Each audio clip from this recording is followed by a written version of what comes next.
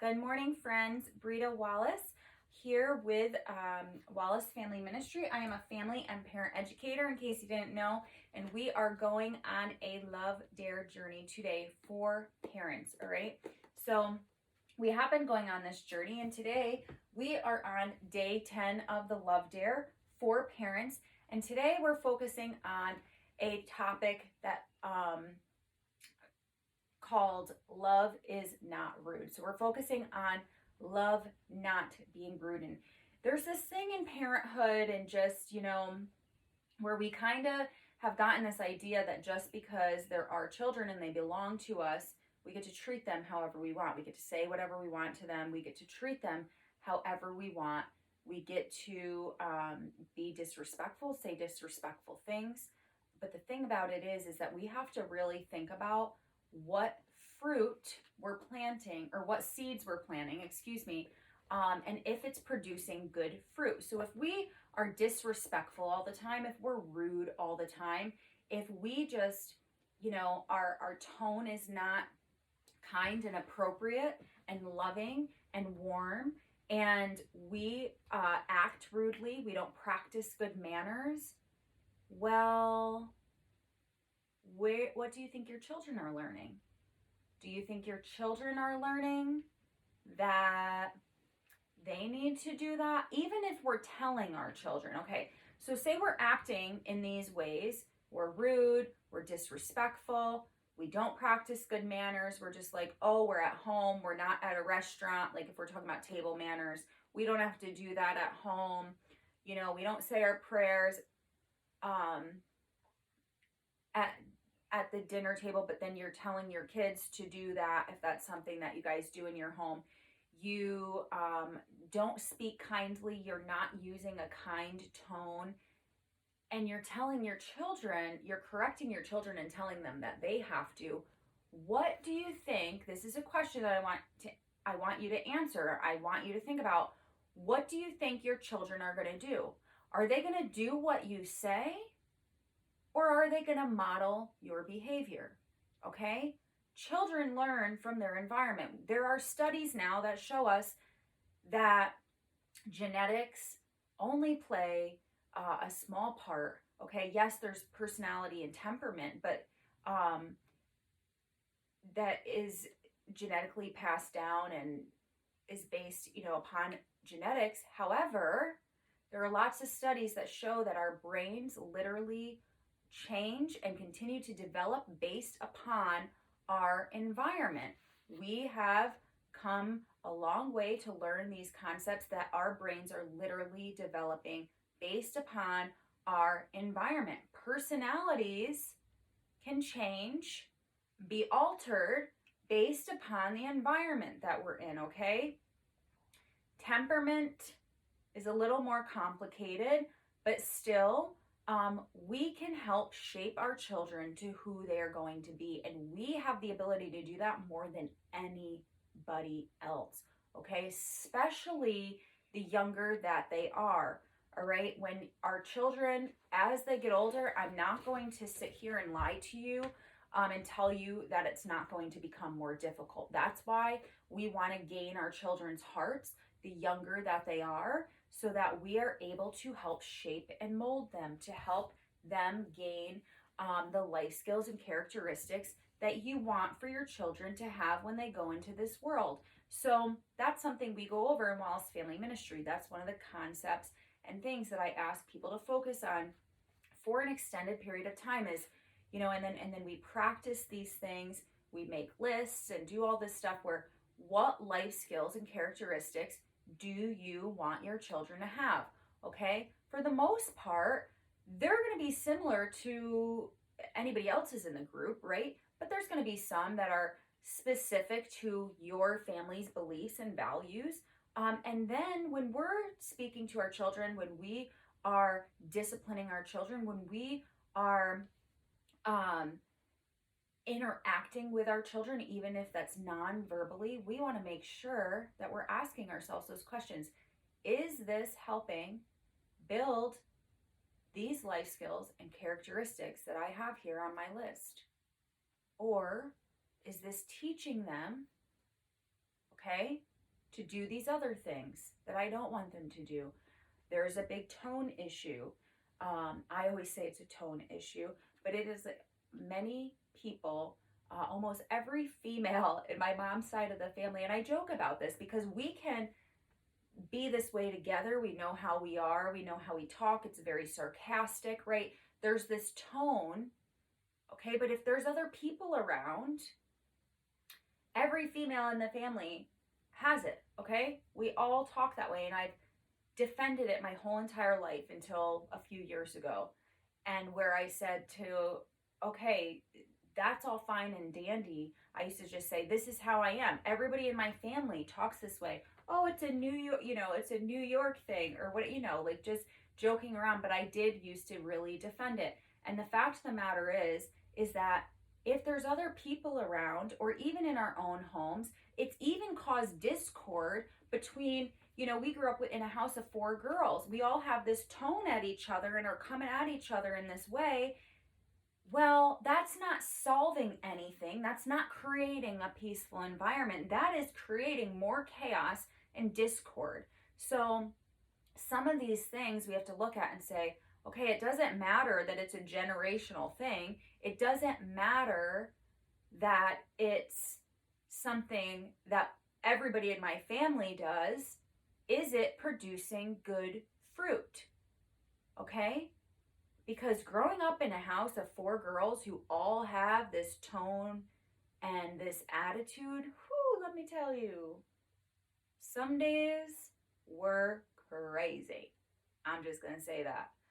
And I mean, I'm sure you can imagine there's hormones that are raging in females, especially. Like guys, they just tend to, like my boys, they get mad at each other and they'll just be like, and then 5 minutes later they're laughing. Well, girls are more emotional. They're more hormonal. They tend to, carry things, and it tends to just turn into a bigger explosion, I think, sometimes because of how we are wired.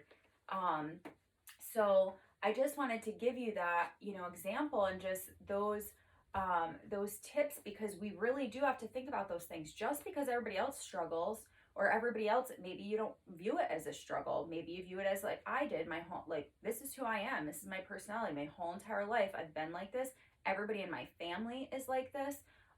And this is how we communicate. Okay, that might be true, but it's not appropriate.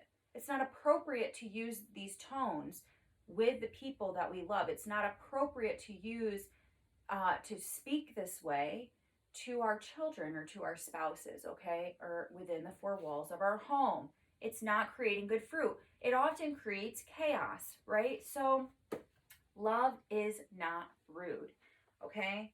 So by intentionally, we start with a verse. I'm sorry, forgot to start with my verse. Give preference to one another in honor. Romans 12:10. So I am going to read a little bit of this because there are scenarios that they give you that I think are really, really good. So, little children are wonderfully notorious for their manners. You cannot help but crack a smile when a newborn belches, a baby in a restaurant gets spaghetti all over their face, or a toddler walks into a Christmas party half dressed and asking mom for emergency assistance in the bathroom. Their ignorance supplies free entertainment to an understanding, sympathetic world. But as the clock ticks and children become older, the fewer excuses they and their parents have for poor manners, right? What was once tolerated and amusing becomes unacceptable and irritating. Perhaps you've endured a child screaming in the theater, an obnoxious stinker who refuses to take a bath at summer camp, or a foul-mouthed teenager arguing with his parents in a department store. In such cases, rudeness can be painfully unpleasant and awkward for everyone else around. You actually feel the tension, right, in the room. You feel the tension between those people, the children, their parents. I mean, this can happen between spouses as well. This can happen between friends even.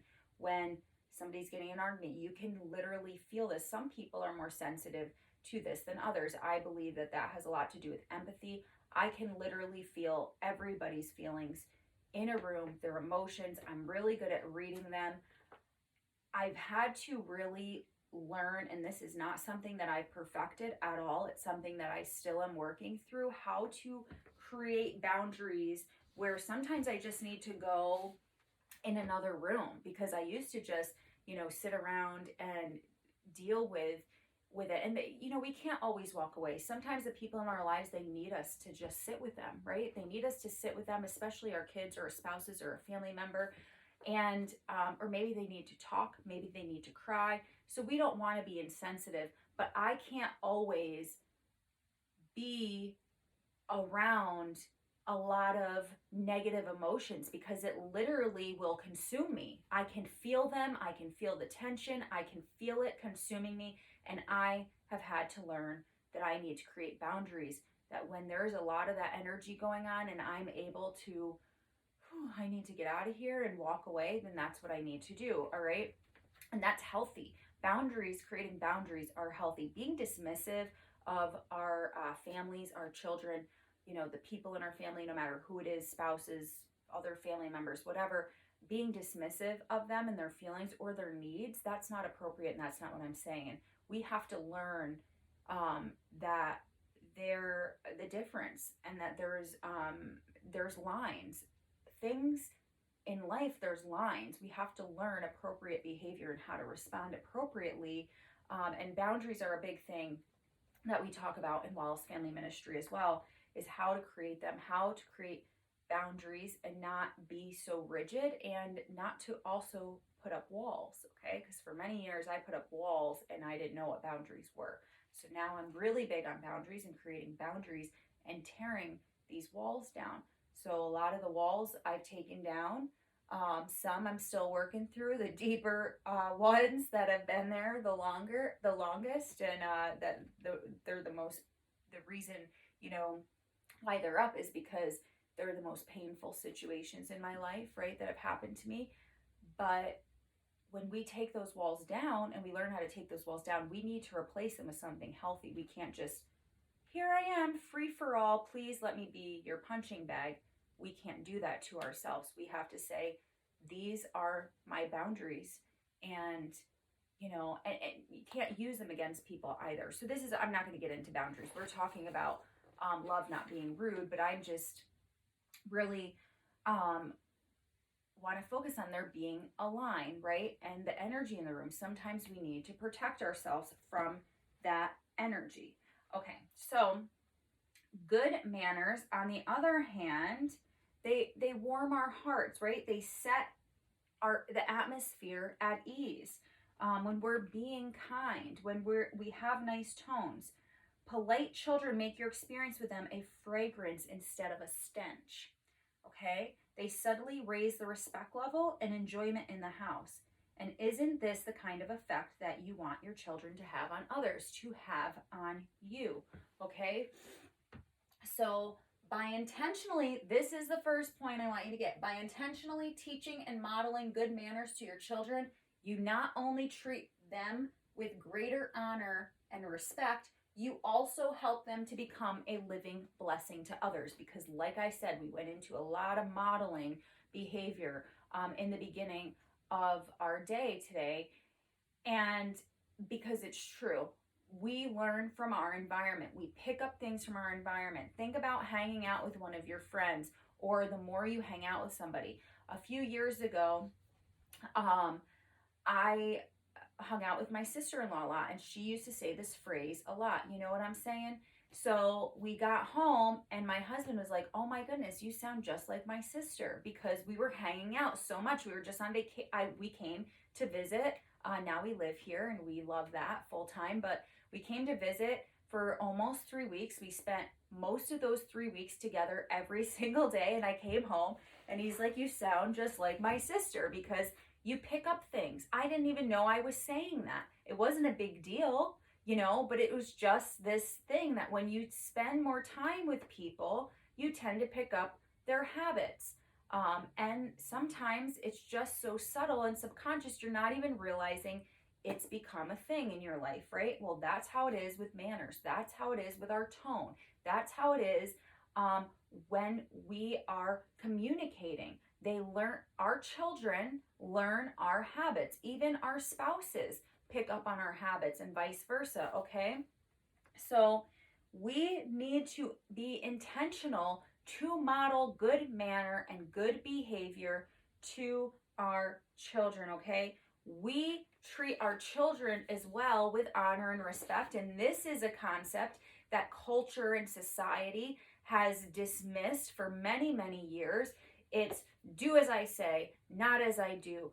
Don't ask me questions because I said so. Do this, do that. But you want to know what? A lot of the questions with children of why is because they want to understand. Well, why are you asking me to do that? This isn't making sense to me in my mind. So why can't we explain that to them and give them that information? Then they're learning something. We're using it as a teachable moment. They're not always, we are treating children as, oh, they're just questioning my authority. That's not necessarily the case. That's something somebody for years and years and years in our society has programmed in your brain to think. But if you think about those things, when you're thinking, you know, when your child's asking you why and you're automatically going to negativity, they're questioning my authority and saying, hey, instead of saying, I can use this as a teachable moment and tell them the reason why, then they're like, okay. I mean, most of the time, if you tell kids, okay, they get it, especially the older that they are. I mean, toddlers at 3 is when why starts a lot. That's like the developmental year for why. And if you're just saying, because I said so and dismissing them, they're not learning anything. That's a big opportunity to teach our kids lots and lots of things and answer their questions. We should be answering them. It shouldn't be because I said so. Listen to me. You are not valued. Your voice cannot be heard. Your questions are not important enough for me to answer. It's just because I am the authority figure in your life, and that is not appropriate. It's not an appropriate way to discipline our kids. We need to be answering their questions, even if we think they're trivial and silly. You want to know why? Because their brains are in an immature stage of development. They don't know the answer to your questions.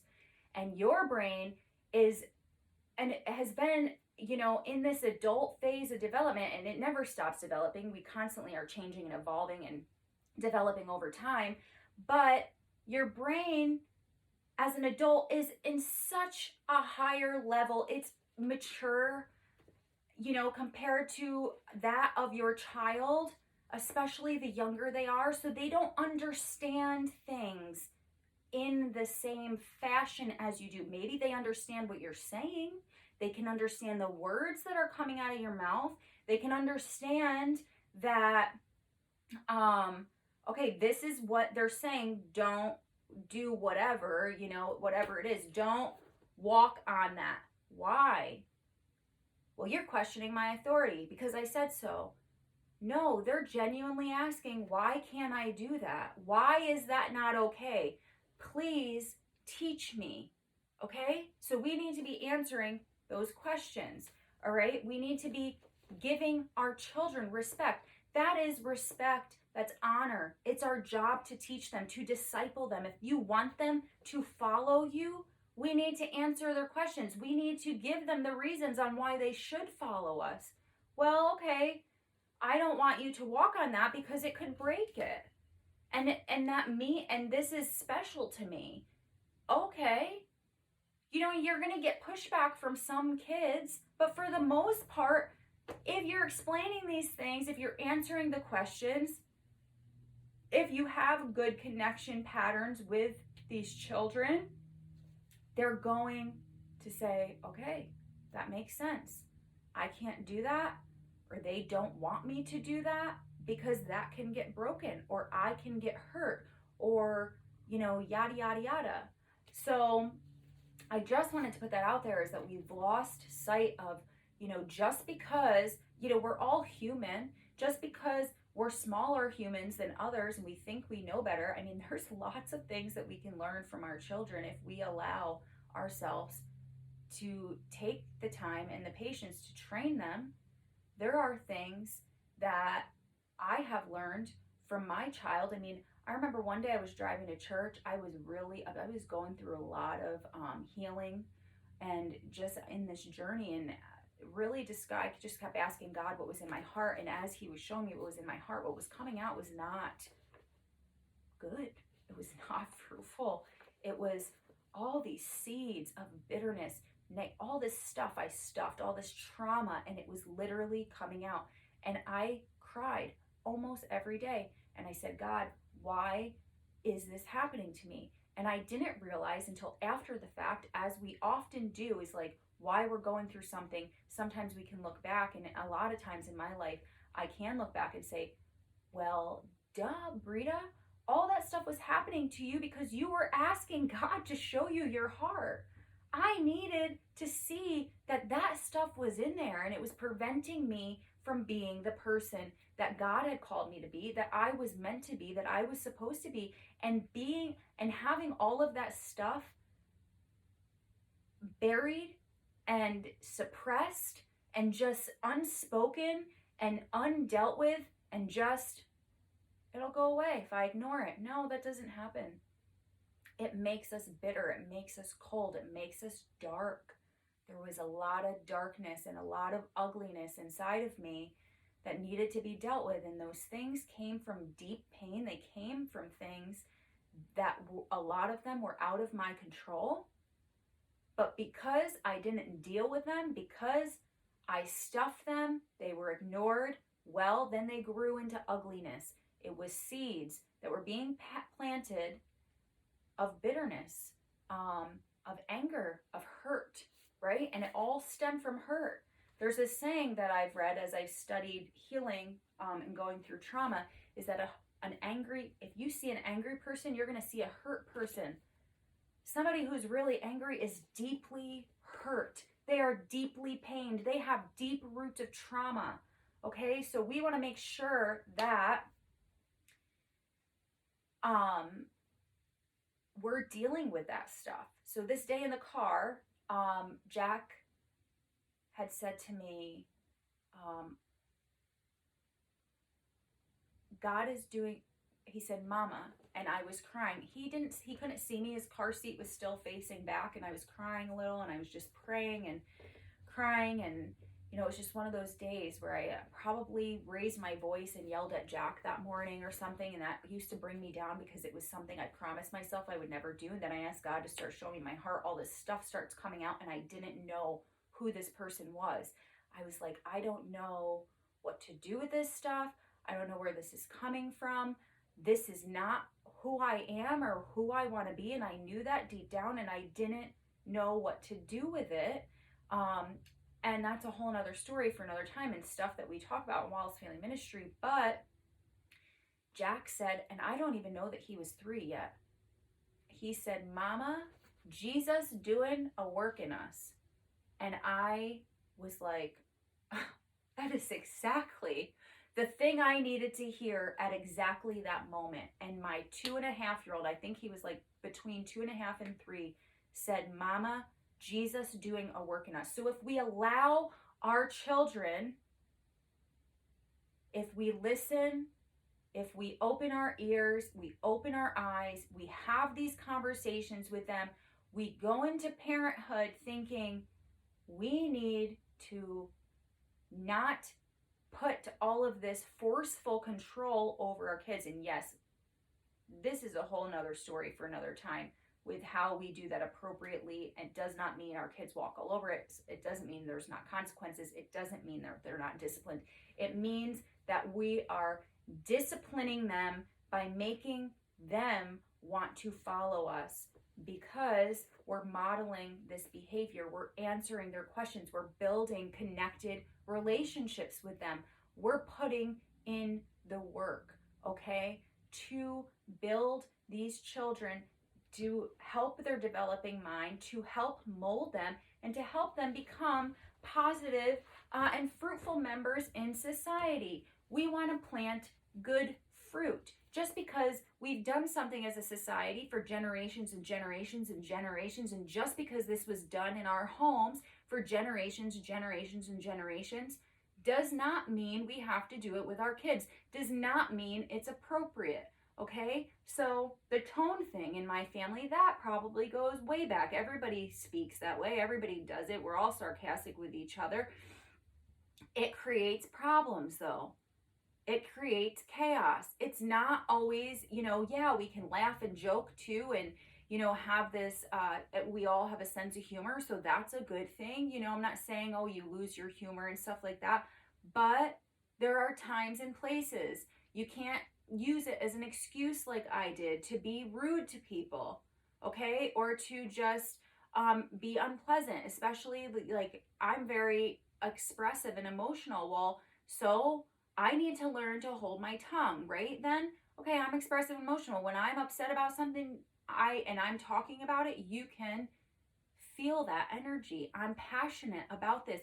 I'm sure that as you watch these videos and I'm talking about something that I'm really passionate about, you pick up on that energy because I'm so expressive. So when we feel like we're going to be rude, when we feel like our emotions are getting the best of us, we need to walk away, and then we need to come back and we need to revisit later, because that is the mature adult thing to do. That is the wise thing to do. It's not the easiest thing to do. I'm not going to sit here and tell you that I do it 100% all the time, but I'm becoming more aware. I'm becoming more conscious, and it is something that I'm practicing doing more every time, because I have gotten to a point in my life where I lived life in chaos, in constant chaos, in constant discord. I have a special needs child who is either super hyper focused, and that's really, really good in some aspects. And when he becomes hyper focused on the wrong things, it's really, really stressful. He also has explosive behaviors. We're seeing them less and less because you want to know why? We're changing our approach with him. We're changing how we speak to him. We're being really, really conscious. We want to help him through that. We're working through those emotions with him. We are helping him build emotional autonomy. In that sense, his brain is functioning as a 1-year-old right now, because it's behind in that area of his development because of ADHD and his special needs. We're never going to stand behind that though and just say, oh, it's ADHD, so we're not going to do anything about it. It's just ADHD. No, that's not appropriate either. We help them through those struggles that they have. And, for him and us, it's harder. It's going to be harder with him. It's going to be harder with our kids that have special needs. And there's going to be a level of special needs that, and some children are really, really behind, and they're not going to get there with language development or something. And, toddlers, especially at 2, they say terrible twos. And like my children definitely go through the developmental stages, and I recognize them because I study human development. I have a degree in this. People are saying, why are they acting like that? I'm like, well, because he's 2, or because he's a baby, can't express himself. And there's levels of that. My children, for whatever reason, must have got a screaming gene, like to scream when they can't express themselves. Ollie's going through it now. This child who was so happy all the time, and so he was really, really quiet for most of his life, has discovered his voice over the past 6 months or so, and is now projecting and testing. It's, they call it terrible twos because they do things like this. They're into everything. They're really starting to develop into their own little person where they're like, oh, I do have free will, right? They're starting to realize that in some sense, like, I'm going to, no is their favorite word at 2, at 3, Y is their favorite word, right? So they're going through these things developmentally, and we have to teach them. We have to model good behavior. We have to make sure that they are doing, developing these skills that we want them to develop, right? And that we're teaching them. And yes, it's going to be more difficult with some children. I don't see, somebody asked me the other day if I thought Ollie had ADHD like Jack. And I said, I really don't see that in him. At a year old, I had started this prayer group with my best friend, and she I and one of the other girls were sitting there one day, and I said, I'm 99% sure he has ADHD. I was trained to recognize that, not to treat it or anything like that, but to recognize these things in children. And I could see it in him. I knew it. You know, there's mom intuition, and then I have training, and I just, to recognize these things. And I'm like, and I had it, you know, growing up. So I'm like, I'm 99% sure that he does. Yeah. And I knew that at a very, very young age. I don't think Oliver struggles with that. I mean, we'll see. It's oftentimes too hard to tell when they're younger. And that's why it's so hard to get them treatment, or they're like, oh, is this something that kids are going to grow out of? I mean, Oliver in a screaming phase right now, this is something he's going to grow out of, especially as we just are consistently saying, no yelling, let's use a nice inside voice. I mean, in early parenthood, it's just a lot of repeating yourself over and over and over and over again and being consistent. If you're letting them yell half the time and saying, oh, yes, please scream inside. I mean, obviously, none of us are saying that, but if we're, you know, doing that and we're not correcting and just saying, you know, no, eventually, no yelling, you know, please use your nice inside voice, use a whisper voice, as sometimes we say, because our children can tend to be up here. We're like, use a whisper voice, because their whisper voice sometimes sounds like a normal voice. So maybe you're not seeing fruit of that right away, and we want quick fixes as parents, but quick fixes really isn't teaching them anything. It's teaching them how to be modify the behavior in the moment, not long term. We want to plant the seeds, plant the seeds, plant the seeds. I mean, in early childhood education, for, you know, kids, they just teach you consistency, consistency, consistency, structure, consistency. Kids need consistency over and over and over again. And when they're little and they're small, it's literally redirect, redirect, redirect. Keep using the same exact phrases, things that they're comfortable with, over and over and over and over and over again. And you're going to get exhausted, and you're going to be like, why is this not changing? Well, you're planting those seeds, and it's going to. One day, they're going to stop screaming, and they're going to say, Mama, quiet voice. If you raise your voice, and you're going to say, oh, all those seeds I was planting, they did work. Now I'm seeing the fruit. We have to be patient. We have to plant the seeds, okay? So I did go off topic a little bit today. Sorry about that, guys. But our children, they need to be likable, right? So I really am just going to go over the key points here, because we did go through a lot, and I don't know that I need to read the book anymore, except for what's on the board. So by intentionally teaching and modeling good manners to your children, you not only treat them with greater honor and respect, you also help them to become a blessing to others. So have you trained your children to become likable, considerate, and gracious? Okay? How do we do that? Again, we're modeling that behavior to them. We're teaching them. We're correcting them. We're directing them. We are discipling them well.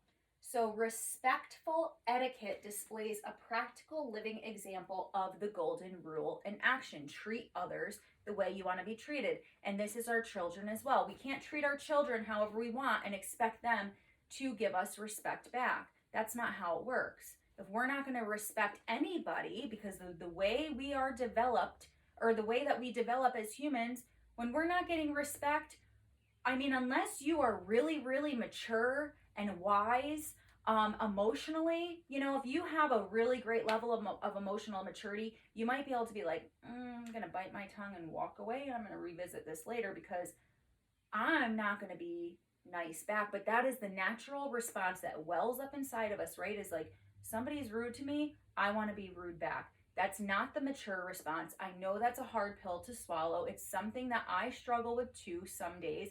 Some days I'm really, really good at it, and then other days I'm not.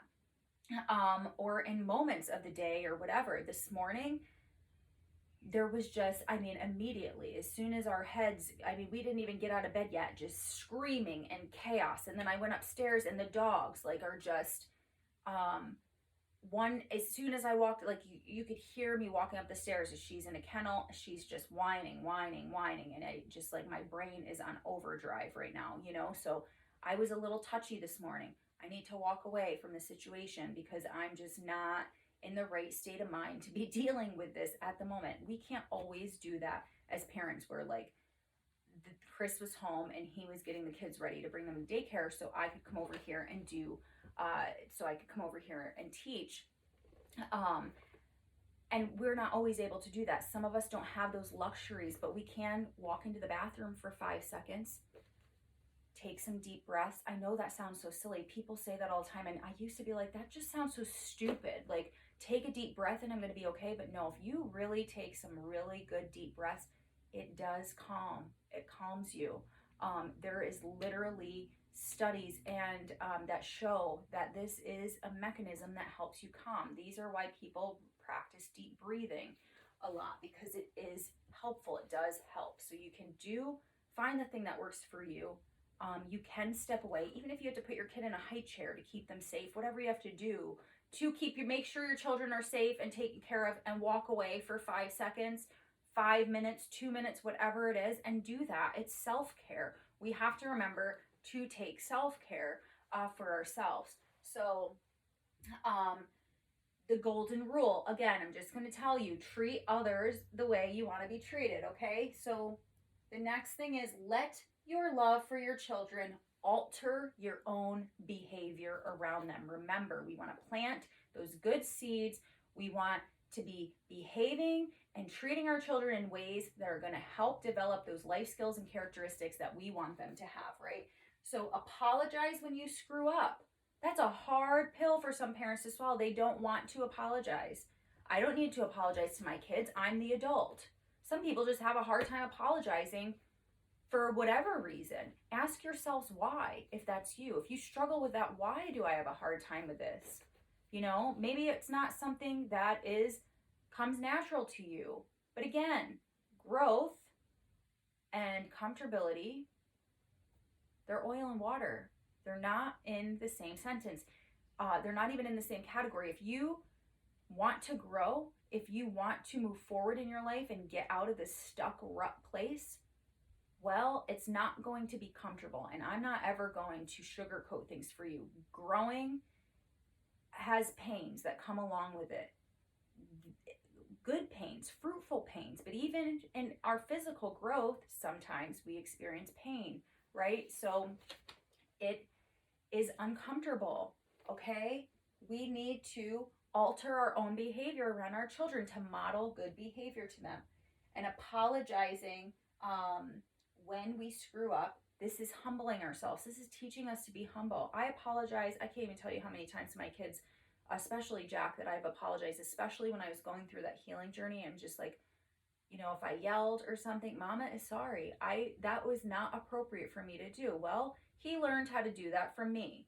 I mean, I'm not saying that's entirely, you know, it's my fault or I'm hard on myself for it. There was a time where there was a time I would hit my knees and cry for hours because I yelled at this kid and I let this stuff project out of me. And I knew that, like, I know, because this is what I study, what that does to kids. I know that could be something that he would struggle with in the future. And I used to pray, no kidding, Lord, while I'm going through this, protect him, protect his heart. Do not allow him to struggle with this. Well, there were seeds planted there, and his dad and I fought a lot in his younger life. And so that is how he learned to deal with things. Honestly, that's something that we have to own. And that's hard sometimes. It's a hard pill to swallow. But I don't look at it like I'm not hitting my knees crying about it anymore. I think God was saying to me, well, get up and do something about it, right? We have to act. Yes, I'm helping you deal with this struggle and this pain that you're experiencing and this trauma, but you have to get up. You have to stop living on the floor in shame, okay? Because we have to do that sometimes as parents. We have to humble ourselves, learn how to apologize. Don't live in the shame of what you do. Work to change that behavior. Well, now we are working on helping him become emotionally healthy and to work through his own feelings and to really, really not raise our voices and get angry at him, or, you know, like allowing him to see that anger that's not justified, right? There's just, you know, justifiable anger that we do want to teach him to have. And there's anger that is not justifiable. And that's when we're just flying off the handle on our kids because we're going through something. We have to deal with that something we're going through. We have to come to a better place. We have to apologize. I mean, that was just, maybe it's something different for you that you need to apologize for. But that's something that I've had to apologize for, and he's heard me apologize a lot. Well, you want to know what? He apologizes to me all the time and to people in his life. He has learned how to do that because I have taught him how to do that. So yeah, there was something that I planted that wasn't good, and there's something that I also planted that is good, and there's things that I am doing now to help him through that and to make sure that he doesn't struggle with that moving forward in his future. I'm working on correcting the mistake that I made and not living in the shame, because if we live in the shame, then we're not going to work on correcting the mistakes that we've made. We're going to just live in the shame and we're going to ignore it and think that it's going to go away, but it's not. Especially when we have children, it's going to affect our children, and it affects our children in more ways that we like to admit or believe. And in most cases, with most parents, it affects them in more ways than we're even aware of, right? So thank your child when they do something kind or well, right? Make sure that you're like, oh, thank you so much. I really appreciate that you're doing that. Recognizing those things and behaviors that you want them to do, and we recognize them more than the behaviors that we don't want them to do. We're building them up because they are going to focus on them too. Ooh, this makes me feel good when think about when somebody's like thanking you and really showing appreciation towards you. Well, then you want to do those things more. Kids are the same exact way. Why we think they're not, and why we think we have to be so harsh and just like do this and do this. Like, we are planting seeds by being kind. We're planting seeds by being appreciative towards our children, right? Manners grow on our children. They learn them from us, and rudeness grows on them as well. Okay, we've talked about that. And rudeness should not be tolerated from our children, but it also should not be tolerated from us. That should be a boundary that we say, this is not allowed here. We're not allowed to be rude. There's a rule in our house, and my 4-year-old struggles with it. But what are we going to do? Just give up teaching him? No, I'm just going to continue to plant the seed, repeat myself, consistently say, that is disrespectful. Why? Because he doesn't know everything that's disrespectful. He's testing boundaries because that's what they do, especially at his age. And we say, Jack, that's disrespectful. You know, this is why it's disrespectful. What do you think you need to do now? You know, and I'm not screaming that at him. I'm sitting him down and I'm having a conversation. Hey, what do you think you need to do? And you want to know what he always says? I need to go apologize. I make him repeat what I say. Can you tell me what mommy just said? Because sometimes, especially with how his brain functions, he's just like, whoop. You know, he's like, squirrel. And I'll say, okay, look at mommy.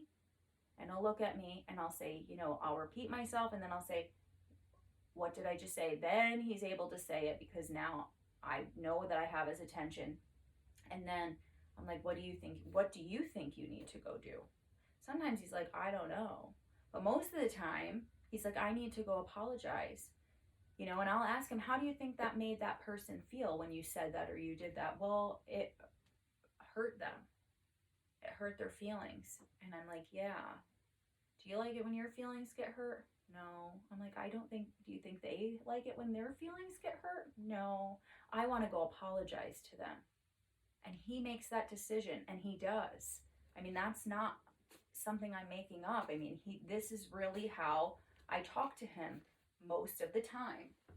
So they grow on our children. Rudeness should not be tolerated. Quality manners are a very wise investment toward our children's future success in their friendships, in their careers, in school, and in their marriages, and in this world in general. So I'm going to give you the dare really quick because I have to go. But Have a manners night. Okay? Openly discuss a few ways you can avoid unpleasant behavior around one another and show greater respect. Lead your family in a fun meal to practice good manners, giving everyone a chance to serve and to be served.